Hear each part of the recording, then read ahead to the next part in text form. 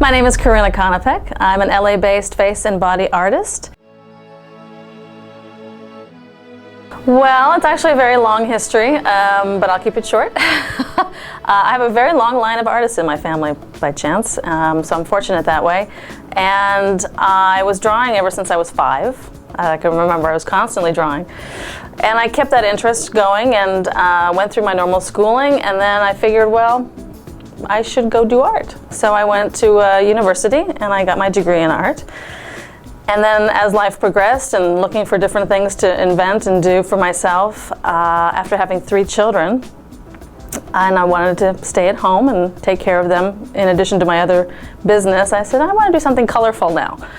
And so I always loved doing makeup, loved Halloween. It was my favorite time of year, and I also was a trained actress, so I loved the theater and that side of the world. So I figured out how to put the two together, and I'm fortunate that I have great theatrical special effects makeup shops in my area. So I went there and asked, okay, I'm using bad material because I just love to do it, so I just want to do it. But then I had to educate myself as to what is really the proper tools and equipment to have if I want to make this a profession, which I did. And now I'm an instructor, and I hold jams and fun time for artists to get together and practice, and I love it. I think everything is connected. That's just the way I work my world. So everyone you meet is connected in some way. Everybody you paint has a connection to you once you're done. It's a fantastic way to be in touch with the human world. I do. My other business that I've had for quite a long time is as a holistic consultant. So I work with people on how to express themselves and how to stay healthy in that, and how, lifestyle and food intake and things like that. And I was thinking, well, I'm getting into face painting. People are going to think that's so off to the side. But in essence, it's really not, because all I'm doing now is, instead of helping them express emotionally and physically, I'm helping them express with color. And so if they have a mood, they want to express their mood. If they have a character type that they like to present but they're afraid to do it, they can do it in paint and wash it off, and who cares? It's fun, it's fantasy. So it's actually the opposite of holistic work, but at the same time it's still very connected, and that excites me. So you want to know who you're hiring. You want to know by their photos that they send you or on their website. You also want to know by their interest in when they talk to you. If it seems like you're causing a problem in their day, they're probably not that interested in the artistry of makeup, So those are some of the tips and clues. And then what products are they using? That's important. If they say I use paint, what paint? You can educate yourself as a consumer. What are the paints that are acceptable in the face painting world? And I've seen it many times where people just, I'm just going to start face painting, and they get their paints, so they get washable Crayola paint cans, and it scares me. It scares me. So don't want to do that. Get the professional, and the professional also will have liability insurance in case there's a problem. So that's important. There's the face painting, which also goes to like tattoo style of work, and then there's body art, which is more full body, which is also terrific for marketing a business or a product, because you can put the logo on somebody and have them walk around the event. Really catches people's attention.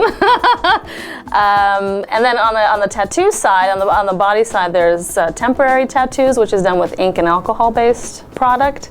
There's also glitter tattoo, which stays and it's glittery and glitzy, which is a lot of fun. There's also henna tattoo, which I love doing. Has a nice traditional, and I make it myself, so it's very old school, it's very nice, hands-on. And on top of that, there's airbrush, which I'm just starting to get into. And I also do glamorous FX. So if people are going out on a party or bachelorette party and they're going out to celebrate, just do them up right, do them LA style, and let them go and have a good time. A lot of artists will tend to start with actually acrylic paint, because it's easy, it's washable, it's cheap, and they have it in abundance around them. And I started that way, and as I mentioned, I knew I was using improper material. I just had to start somehow.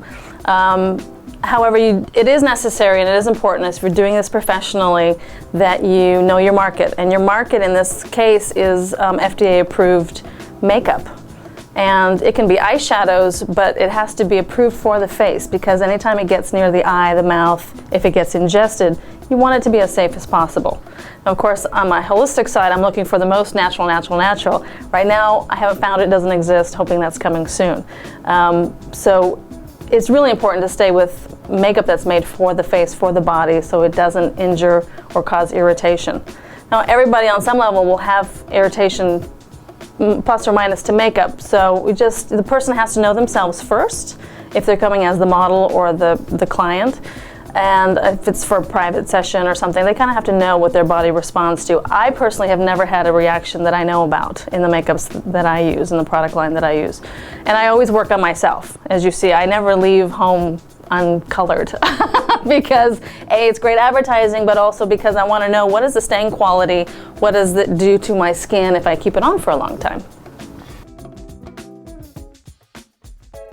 In the short time that I've really been focusing on the face painting, it's amazing the changes that have gone on. I mean, there's such a diversity now between cute, fun little face painting, and this just amazing three-dimensional necklaces and jewelry and monster faces, and there's the special effects, but doing it with paint, which is a whole nother world. So it's fantastic. There's constantly upgrades in the face painting world, and as a professional, I work to stay really on top of the trends, and speed, because speed is your money. So you want to go as fast, but also be as good as you can.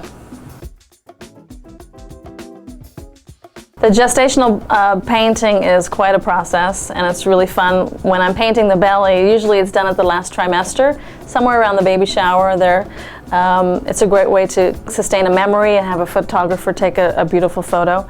And the baby's knocking, you're following the paintbrush, it's quite fun.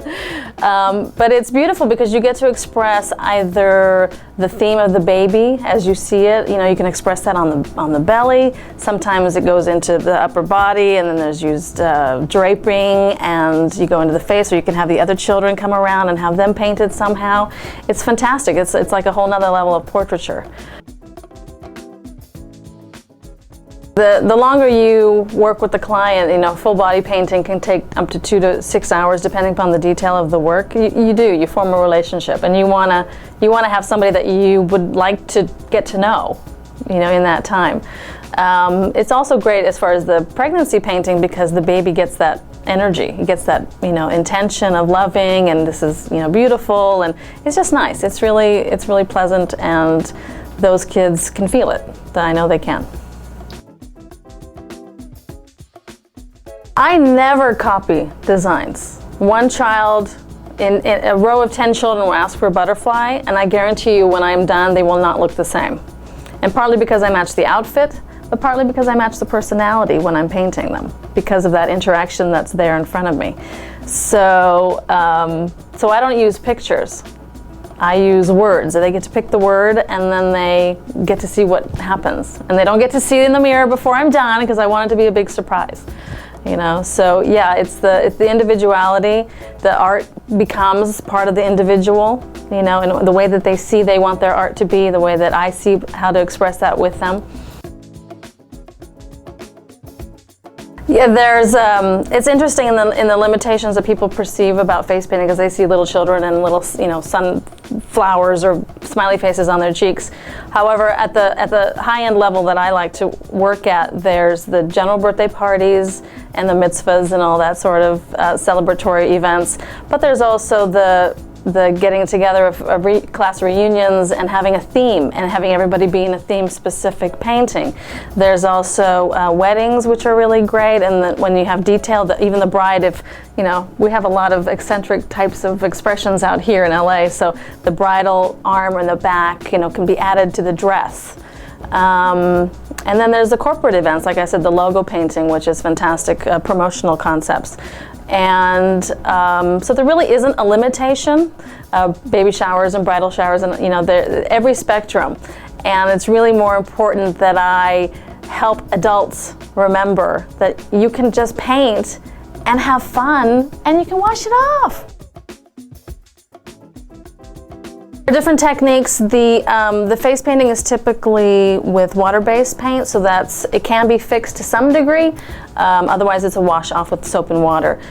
Some of the other tattoos that require alcohol as an application, those can last 3 to 7 days. They have to be removed with alcohol, and airbrush as well can be a little bit more fixed. And then henna can go anywhere from a week to 2 months, depends on where it is and the type of skin that it's put on.